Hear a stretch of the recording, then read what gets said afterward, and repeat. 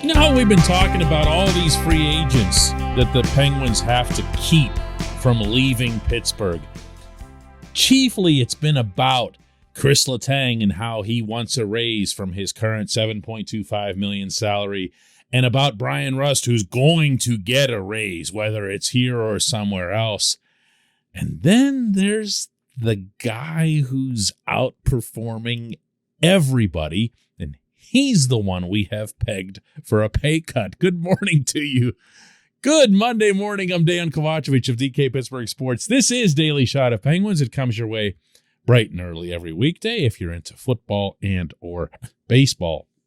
I also offer daily shots of Steelers and Pirates that I hope you'll check out. Penguins 11, Red Wings 2. If I wasn't there to cover it myself, I wouldn't have believed the score, even given Detroit's dismal history over the past half decade and the even more dismal goaltending that they brought into town with Alex Nedeljkovic and Calvin Pickard. I mean, I don't even have adjectives for what it was that played out there. And when I say that, I'm not referring to this from the Pittsburgh perspective, but from the other side. That was the worst showing by the worst opponent, featuring the worst goaltending that I've seen come through that building in a long time. And yes, I know that the Wings took the Lightning to overtime the previous day, ended up losing to Tampa Bay, and supposedly outplayed them and everything else here. I don't care. They've won 2 out of their last 12. The goaltending stats are legitimately the worst in the league. And everything that I shouldn't say everything. Most everything that I saw out there, I can point a lot more to the other guys than to the home guys. Now, that said, Geno still came away with his 13th career hat trick. Geno has still produced over his last 14 games 10 goals and 5 assists, including 6 goals in the past 4 games, at least 1 in each. And ever since his return from knee surgery, in those 30 games, he's got 16 goals and 16 assists, which is obviously a better than a point a game pace. That's classic Geno. That's the Geno of old, as opposed to the old Geno. That's a star in the NHL. Still, by any measure, statistical or otherwise. And I dare say that anybody who's just magically expecting this player, because they know he's never going to leave Pittsburgh, he's made that clear, to drop from, I don't know, $9.5 million that he's making now to $7.5 or something like that. I don't know that that's just a gimme. I think if you're Geno and you're Geno's representation, and your client is roughly the same age as Letang, a year older, it'd be fair to say back to management in a negotiation, hey, this guy that we're representing hasn't exactly dropped off. If you want to either keep Letang at the same price or reward him with a raise, but you want to drop our guy, we're gonna have to talk about that a little bit.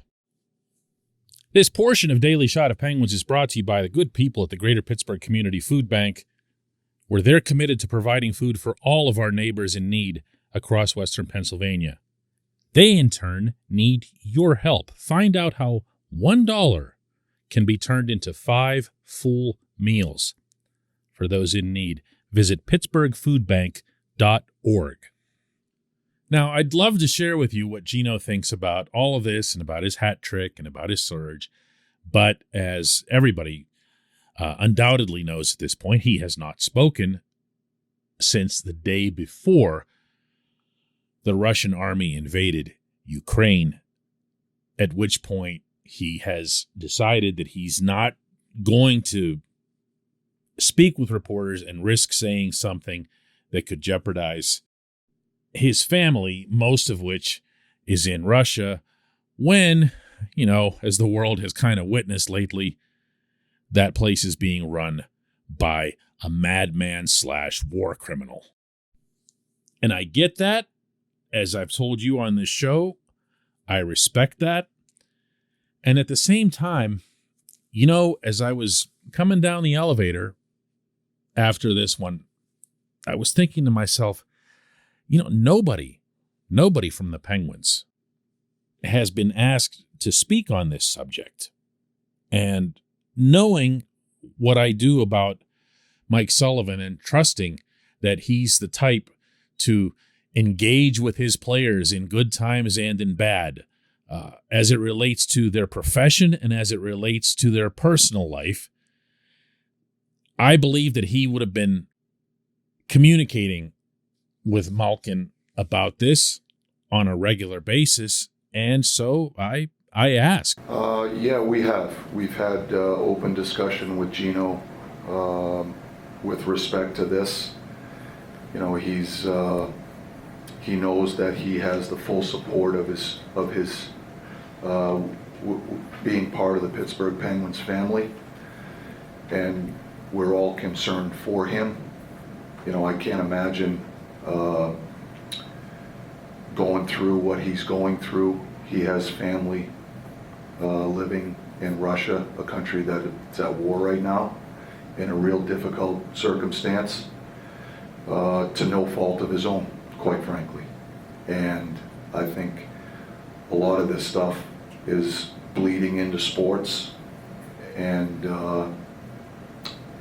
knowing Geno the way I know him, he loves being a hockey player, he loves doing what he does, and he loves his family.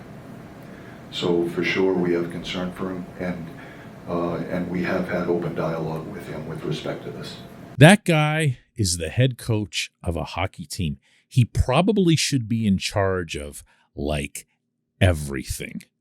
He exhibits leadership skills in a way that there aren't politicians, probably not 99% of them, worldwide, who have what he has. Alas, he is a hockey coach. And I did appreciate the answer, and further appreciate the sentiment with which he chose to address my question. He could have tried to say something from Geno's point of view, and that would have been a mistake. And he's too smart for that, but it was at least possible. He didn't. He instead took the one approach to which he could genuinely and authoritatively and comfortably speak, and that was the Penguins' own. He chose to emphasize how the Penguins feel about Malkin, how they've handled this situation toward him, as opposed to vice versa. I'm not here to make anybody a hero. I'm not here to make Malkin a hero or Sullivan a hero. That's a pretty serious term to be flinging around recklessly, and doubly so during a war. But I do think it's worth more than a small asterisk that this player and this coach and this team and this organization as a whole has managed to get this level of hockey out of him at this time. My own theory on this is that Malkin is feeling so grateful for their support that he's essentially giving back. I know enough about the man and have heard enough over the past month to feel that's the case. And if so, wow, yeah, it's tough to talk about hockey whenever you bring the war stuff into it. I'm going to change the subject when we get to J1Q.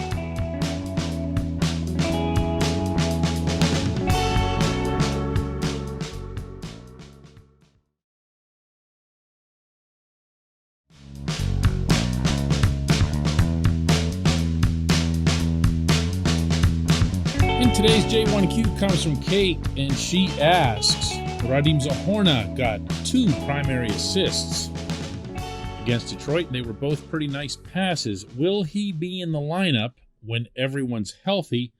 I doubt it, but it's not bad to have in reserve. You know, Kate, as with everything else in that game, I'm inclined to dispose of it and forget that it ever happened. And I'm not going to change that just because Zohorna is a guy I've been pushing the Penguins myself on this show to give more of an opportunity to. I really liked that first assist, the pass to Teddy Bluger, the 2-on-1 shorthanded. I would say that Teddy did well to finish, but he hit the center bar. I mean, I keep pointing to Detroit here, but Nedeljkovic just gave him the entire net, and all Teddy did was just walk up to the beach and hit the ocean. But I digress. It was a good pass from Zohorna. Same goes for the pass to Ricard Raquel in the third period.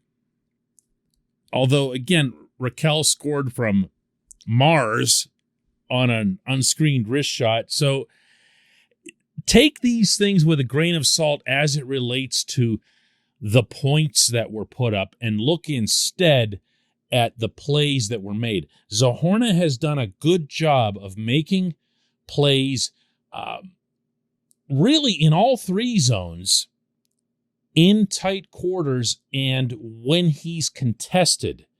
And I've liked that. And I know one person who will like that more than anyone, and that's the head coach. It was what endeared him in particular to Dominic Simone.